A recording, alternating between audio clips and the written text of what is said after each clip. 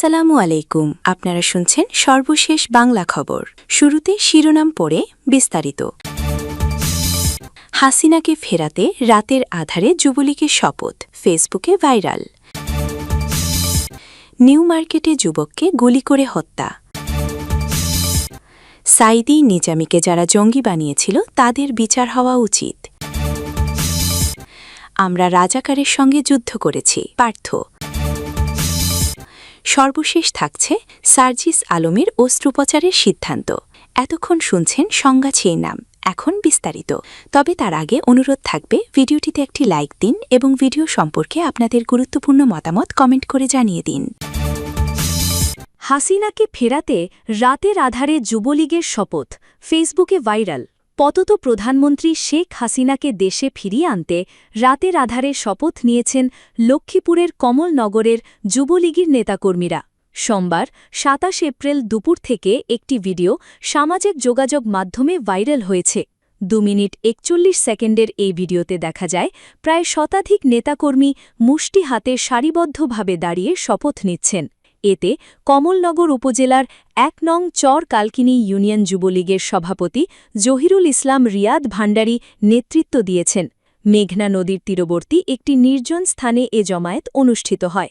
ভিডিওটিতে রিয়াদ ভান্ডারীকে বলতে শোনা যায়, আমরা আমাদের নেত্রীকে ফিরিয়ে আনতে যে কোনো ত্যাগ স্বীকারে প্রস্তুত। অত্যন্ত গোপনীয়তার সাথে মেঘনা নদীর তীরবর্তী দুর্গম একটি নির্জন স্থানে এই কর্মসূচি পালন করা হয় বলে স্থানীয়রা জানিয়েছেন।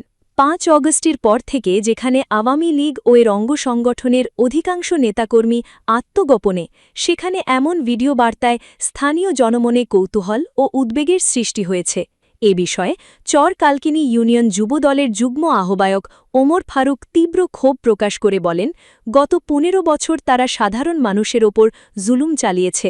এখন শান্ত কমলনগরকে আবার অশান্ত করার নীল নকশা তৈরি করছে তারা। আমরা এলাকায় শান্তিপ্রিয় রাজনীতি চাই। চরের নির্জন এলাকায় এ ধরনের গোপন তৎপরতা কোনো স্বাভাবিক রাজনৈতিক কর্মসূচি হতে পারে না। প্রশাসনের উচিত দ্রুত তাদের বিরুদ্ধে আইনি ব্যবস্থা নেওয়া। নির্জন চরাঞ্চলে যুবলীগের এমন মহড়া এবং শপথের ভিডিও প্রকাশ্যে এলেও এখনও পর্যন্ত আইন শৃঙ্খলা রক্ষাকারী বাহিনী বা স্থানীয় প্রশাসনের পক্ষ থেকে কোনো আনুষ্ঠানিক বক্তব্য পাওয়া যায়নি। তবে স্থানীয়দের দাবি, এই ভিডিওর সূত্র ধরে এলাকায় রাজনৈতিক উত্তাপ বাড়তে পারে। কমলনগর থানার ওসি ফরিদুল আলম জানান, সামাজিক শান্তি বজায় এবং আইন শৃঙ্খলা নিয়ন্ত্রণ রাখতে শপথ বাক্য পাঠকারীদের বিরুদ্ধে অবশ্যই আইনি ব্যবস্থা গ্রহণ করা হবে। শেখ হাসিনা কমলনগর যুবলীগ।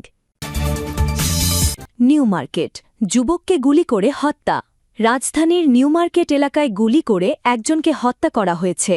মঙ্গলবার ২৮ এপ্রিল রাত ৮টার দিকে নিউ মার্কেটের দক্ষিণ পাশে বটতলা এলাকায় ৩০ থেকে ৩৫ বছর বয়সী ওই যুবককে গুলি করা হয়।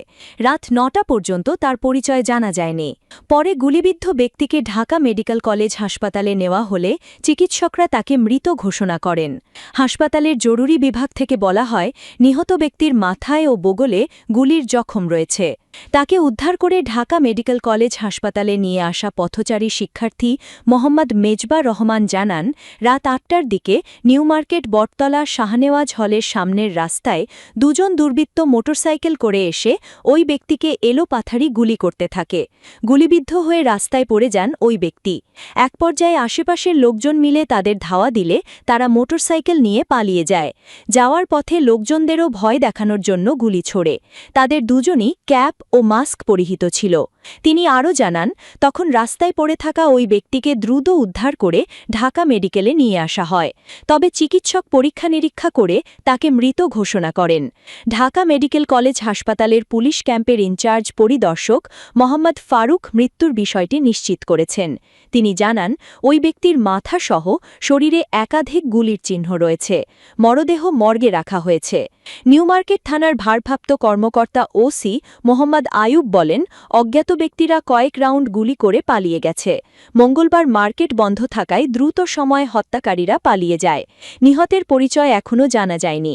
আশেপাশের সিসিটিভি ফুটেজ যাচাই করার পাশাপাশি প্রত্যক্ষদর্শীদের সঙ্গে কথা বলে তথ্য সংগ্রহ করা হচ্ছে। ঘটনাস্থলে পুলিশের ঊর্ধ্বতন কর্মকর্তারা উপস্থিত রয়েছেন। সিআইডির ফরেনসিক টিম ডাকা হয়েছে। হাসপাতাল, নিউ মার্কেট, গুলি। সাঈদী নিজামীকে যারা জঙ্গি বানিয়েছিল তাদের বিচার হওয়া উচিত।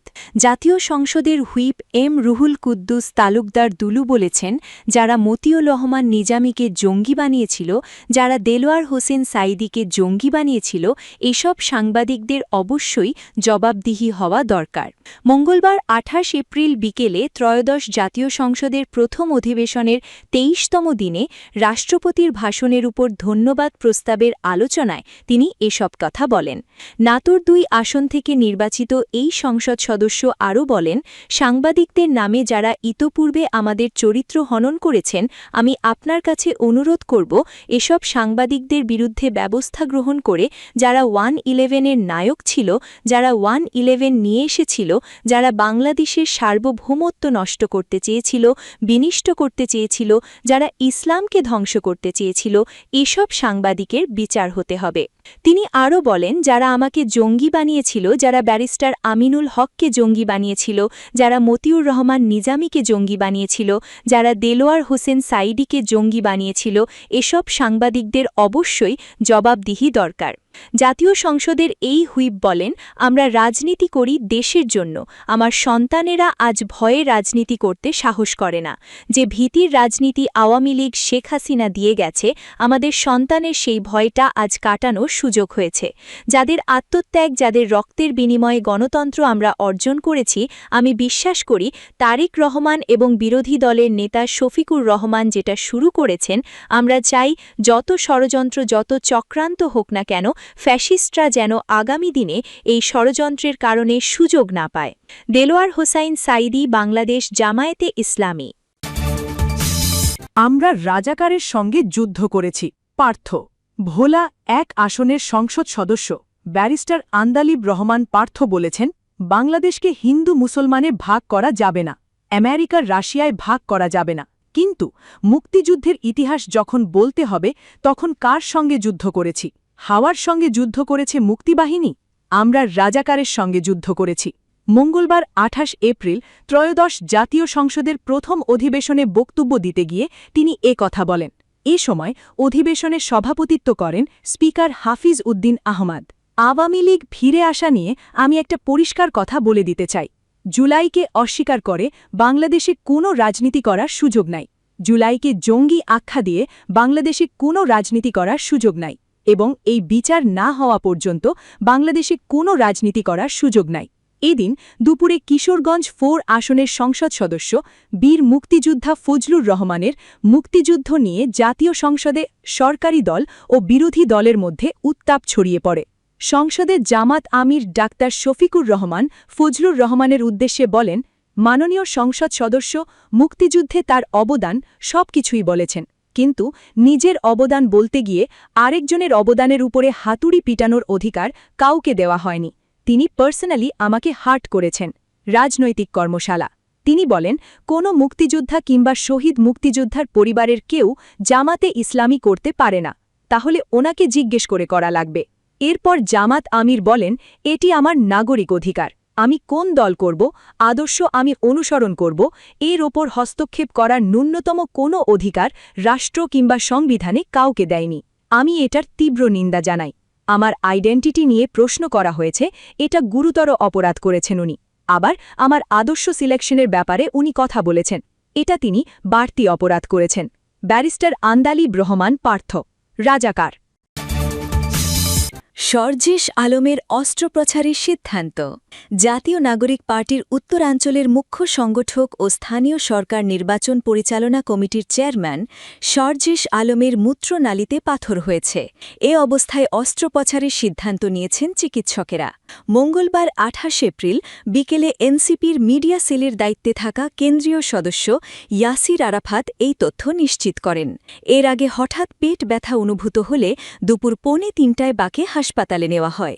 রাজধানীর ধানমন্ডিতে ইবনে সিনা হাসপাতালে তার চিকিৎসা চলছে।